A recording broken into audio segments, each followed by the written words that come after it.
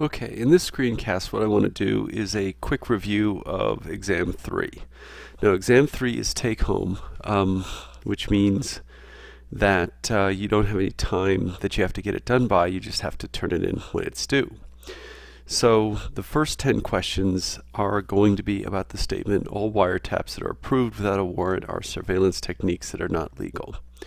Okay, so you're going to have to say what the copula is, what the subject and predicate term are, and don't just put S or P, but list the whole thing, you know, the whole subject and the whole predicate, quantifier, quantity, quality, letter name. Those should be pretty straightforward. Now, on 8, 9, and 10, it says, you're changing either the quantity, the quality, or both, but you have to actually write out the entire statement. And remember, by the way, that all are not is not a valid form. For some reason in this area, that seems to come up for some reason. Okay. The next part, you're going to determine if an argument is valid or invalid. Obviously, tell me if it's valid or invalid, and show me how you got your answer. Now, in this case, what I'm doing is I'm giving you a choice. You don't have to use Venn diagrams, but you can. You can use the modern score of opposition, you can use obversion, conversion, contraposition. There are a number of different ways of getting the answers to these. All right. The other thing that's really important in these questions is knowing about existence. Okay, so for example, there may be some that are valid from the Boolean, but not from the Aristotelian, and obviously you can only use the Aristotelian. I'm sorry, let me rephrase that. There may be some things that are valid from the Aristotelian, but not from the Boolean. There's no such thing as something that's valid from the Boolean, but not from the Aristotelian. Little logic joke there. Ha ha. Okay, anyway, the point is that if something is valid from the Aristotelian, but not from the Boolean, then you need to ask yourself if the relevant thing exists or not. If it does exist, you can use the Aristotelian. If not, you can use, or you have to use the Boolean. Okay, so you might have to make that judgment call in a couple of cases. All right, Venn diagrams, all you have to do is draw the Venn diagram here. Circle's already done for you. It's a courtesy that I like to offer. It's like getting free soap in a hotel or something like that. Free circles for your Venn diagrams. Over here, I want you to convert these statements into categorical statements. Okay, this is exactly like chapter 4.7. There is one mistake, and I need to fix this.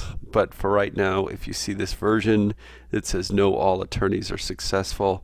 I meant to say not all attorneys are successful. Okay, period.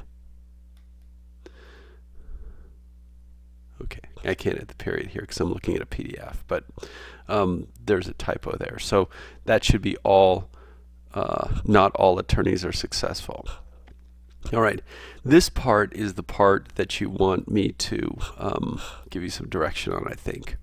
First of all, you want to test the syllogism with the Venn diagram. All right, and remember, because we're just dealing with S, P, and M, we don't know if anything exists. Do not do the circle X. Okay, and remember with Venn diagrams, we also don't put the conclusion in the Venn diagram. We look to see if the conclusion is there or not when we're done.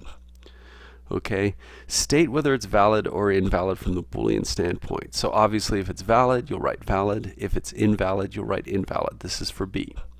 Now, if it's valid, conditionally valid, it means that it's invalid from the Boolean standpoint. So for conditionally valid, you're going to write invalid for B. We'll deal with conditionally valid later. For C, name any rules broken or fallacies committed. Remember, if it's valid, there will be no rules broken. So if you have a rule broken and you've got valid, you need to check your answer. If you have it as being invalid but have no rules broken, check your answer. Okay, so if it's invalid, basically one of the first 4 rules should be broken.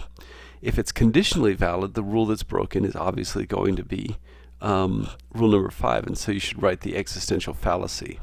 And by the way, when you name the rule broken for the first rule, tell me if it's illicit major or illicit minor.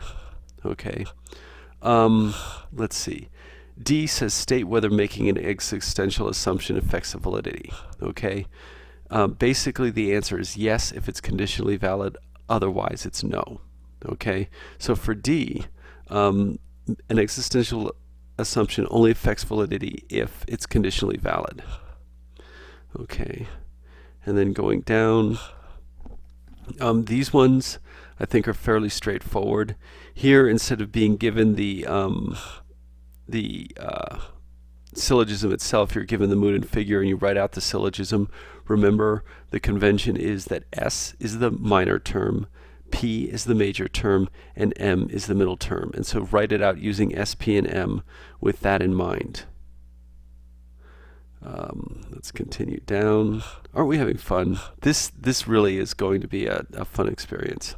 Okay, now here you're given a syllogism. Basically what you want to do is translate it into a categorical syllogism with no nons. You may find some nons when you're writing it out, and use the letters L, R, and B so that I can see what you're using for what.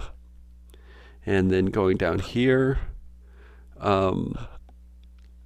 we have one that's just in ordinary language, and so what you're going to have to do is write out the syllogism, and don't use letters here. Just write out the syllogism in categorical form and tell me what it's going to be. And then, in both of these last two, you're going to have to analyze them in any way you choose to see if they are. Yeah, I know. Does this make you dizzy when I go like this? I was always curious. Anyway, I'll stop. Analyze that to see if it's valid or not. Okay, and you can use mood and figure, you can reuse rules, you can use a Venn diagram. And then finally, these are enthymemes, and so either a premise or conclusion is missing.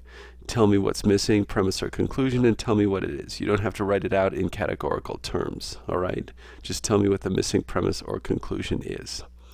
All right, and that's pretty much it. If you have any questions about how the test is supposed to go, shoot me an email or ask me, and I'll be glad to answer any questions you have.